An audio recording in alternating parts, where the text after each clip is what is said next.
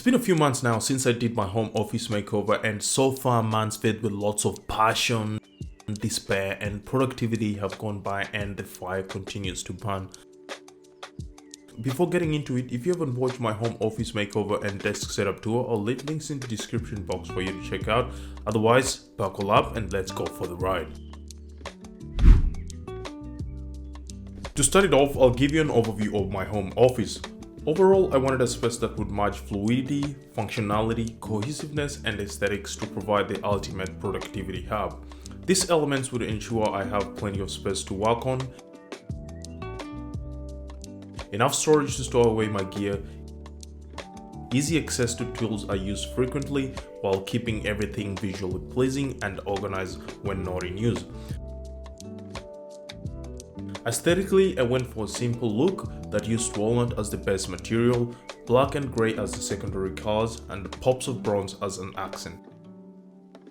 I made sure my personality came out, so I displayed books, tech, accolades, and artwork that represent me and my interests, which include plants, sports, just to name but a few. The overall layout of my home office is divided into two main parts: my working area and storage. With my creative needs constantly growing, I plan to add more storage and a chill spot where I can have a break during my focus sprints. Kicking off with my workstation, majority of the items here I've already covered in past videos, and coming from a super cluttered setup that lacked visual interest and aesthetic appeal, I've come to appreciate the importance of being organized and having a place for everything.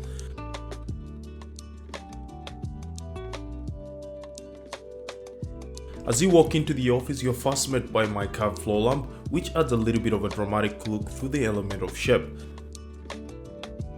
At the heart of my setup, I have my sit-stand desk from Benq, which adds the much needed ergonomics to my setup, and being a person who's big on health and fitness, that was an absolute no-brainer. On either side of the desk, I have two IKEA Alex drawers that were originally white, but I spray painted them black to match with the theme I was going for. Inside, I have IKEA drawer organizers that help keep the drawers neat and tidy. Moving up, I have the famous 74x32 IKEA Carpio countertop, which hosts most of my desk accessories and peripherals. Speaking of accessories, I got a ton of stuff from various brands, and I'll quickly take you through some of them. Starting off with my monitor riser. While functionality should be the number one aspect when setting up your desk, aesthetics alongside cohesiveness are also key factors in the overall outlook of a space.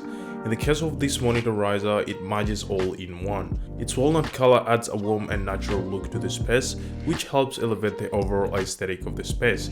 As for function, I use it to dock my M1 Mac Mini and my 14-inch MacBook Pro whenever I'm using it in the office. It also acts as a home for my Grommet desk tray, which I'll be getting to in just a bit.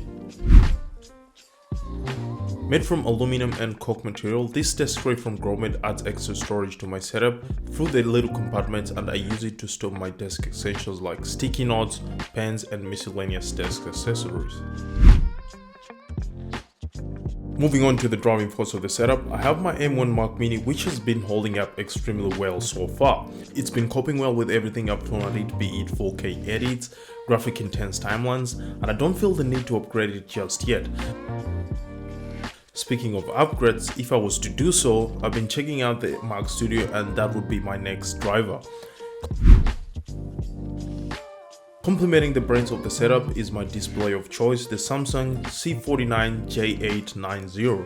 It may not have the craziest spec sheet, but for someone looking to get into super ultra wides, this would be a good place to start.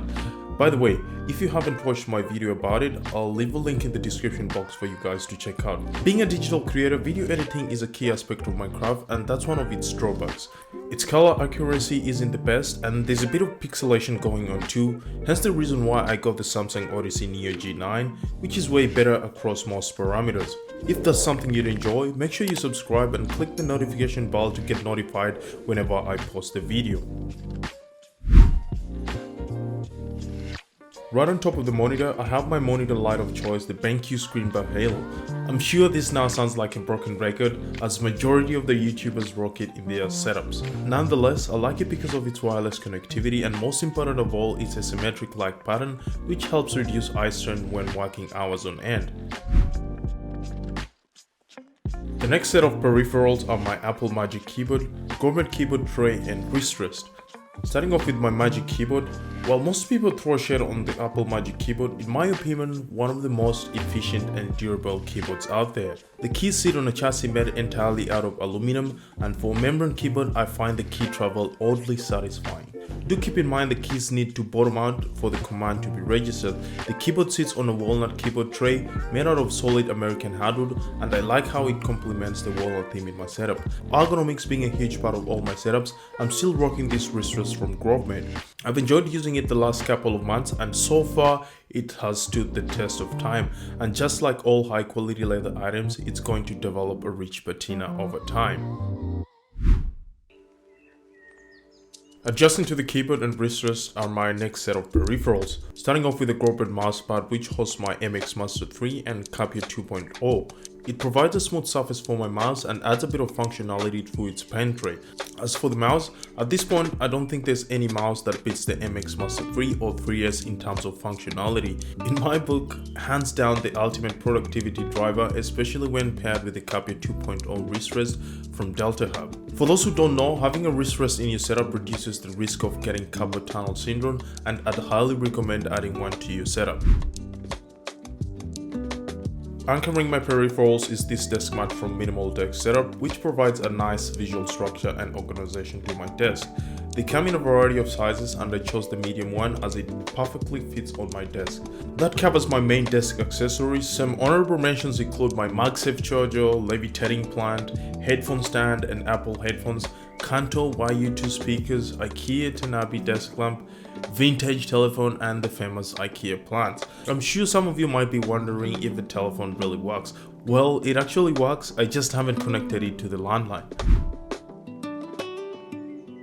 I have no doubt you'd agree with me, a setup isn't complete without a nice comfy chair. In my case, I went with the Eames replica office chair, and boy, doesn't it scream class! Aesthetically, it blends so well with the ongoing theme, and in terms of ergonomics, it ticks all the boxes. By the way, if you're interested in any of the items, I'll leave links in the description box for you guys to check out. Above the monitor, I've got two IKEA floating shelves, which I DIY'd using walnut contract paper. They host my vintage cameras, my Canon M50 and this disassembled iPhone 5 from Grid Studios. I'm sure you've seen it on quite a number of tech YouTubers' setups. Right across I got two floating shelves from IKEA, which host some of my rugby accolades. Above the shelves I got a pegboard from IKEA with pegboard bins, and I store miscellaneous office stuff like screws, camera mounts among many other things. Being a digital creator, the tendency to collect more gear over time is almost inevitable, so storage is obviously important, and even though I don't have much storage space at the moment, I intend to create more storage space, but that's another video in itself. Starting off with the IKEA floating shelves at the corner, which initially was red, but I spray painted it black to match with the ongoing theme. It holds some of my books and a few tech pieces. Moving on to the industrial shelving unit, which I use to store miscellaneous office stuff, as well as my favorite, the watchbox from Home and Hadfield. To give it more functionality, I installed accent lighting to highlight the items, especially at night. Taking care of plants and watching them grow is very rewarding and has become one of my favorite pastime activities. Just like in my living room, I put some on the industrial shelving unit to soften the industrial look, then did a simple DIY by spray painting the curtain rail black and hang some plants on it. I also added a fake bamboo plant in the right hand corner and a few more IKEA plants on the desk and the floating shelves above. The showstopper is this levitating plants that leaves a lot of people in awe.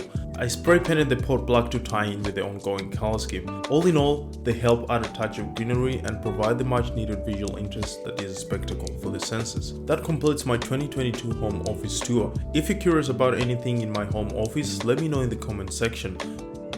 While I'm happy with the current iteration, as a design enthusiast I'll be tweaking and making changes to this space as time goes. People of the internet, with that said and done, it's time to get back to work. If you'd like an in-depth look at some of my desk accessories, check out this video.